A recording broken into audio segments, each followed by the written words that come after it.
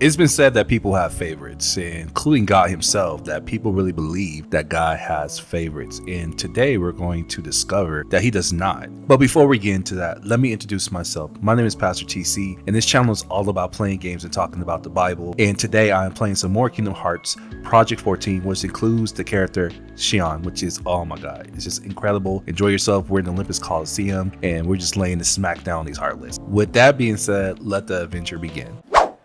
So listen, y'all, we're going to jump right into this thing, okay? So the verses that we're going to focus on is Acts 10:34-35. But I want to take a couple minutes to summarize the verses before these verses, because these verses are not going to make sense unless you understand what's going on in this particular chapter. So now that we got that out of the way, the story begins with Peter on the rooftop. He's taking a break. He's hungry. And have you ever been like so hungry you just started visioning food? Well, that kind of happened here. God puts him into a vision or a trance, and Peter actually starts seeing living creatures. Just God is giving him a vision of all these creeping things like snakes, things that the children of Israel don't eat. And Peter up here looking like, what is happening? And God's like, all right, Peter, go ahead and take it in. And Peter's like, God, you know I don't eat unclean things. And you know Papa Jesus had to correct him real quick. He like, first off, don't be calling what I call clean unclean. And you know bro's struggling because family had this vision 3 times now. Meanwhile, your boy Cornelius got visited by an angel because he a true man of God, but he was just missing the key component of the gospel. But brother was known for his reputation, people respecting him, and he was also a guard. He was a centurion. That bro was pretty dope. This is pretty cool because for him to be a Roman guard and to believe in God, which is kind of scandalous and stuff, that could really cost him everything. But he was known for his good reputation and how he treated Christians. But anyway, the angel's like, look, I need you to go meet with this dude named Peter so he can give you what you need.